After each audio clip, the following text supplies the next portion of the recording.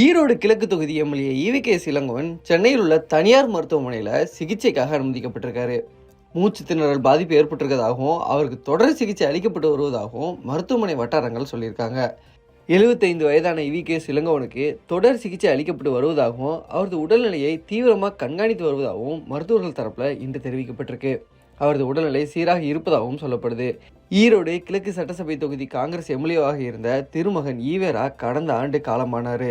இதையடுத்து அந்த தொகுதிக்கு இடைத்தேர்தல் நடைபெற்றது. கடந்த ஆண்டு மார்ச் மாதம் நடைபெற்ற இந்த இடைத்தேர்தலில் திமுக கூட்டணியில் காங்கிரஸ் சார்பில் திருமகன் ஈவேராவின் தந்தையான ஈவி.கே.எஸ். இளங்கோவன் போட்டியிட்டு வெற்றி பெற்றார்.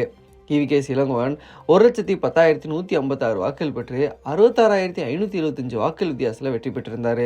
கடந்த சில மாதங்களுக்கு முன் நெஞ்சோலி காரணமாக மருத்துவமனையில் அனுமதிக்கப்பட்டு சிகிச்சைக்கு பின்னாடி வீடு திரும்பினார். அதன் பிறகு தொடர்ந்து கட்சி நிகழ்வுகளில் ஈவி.கே.எஸ். இளங்கோவன் பங்கேற்று வந்தார். இந்த நிலையில தான் அவருக்கு உடல்நல பாதிப்பு ஏற்பட்டிருக்கு. ஈவி.கே.எஸ். இளங்கோவனை சந்தித்து அவரது உடல்நலம் குறித்து கேட்டறிய முதலமைச்சர் மு.க. ஸ்டாலின் மருத்துவமனைக்கு செல்ல இருப்பதாகவும் தகவல்கள் வெளியாகியிருக்கு.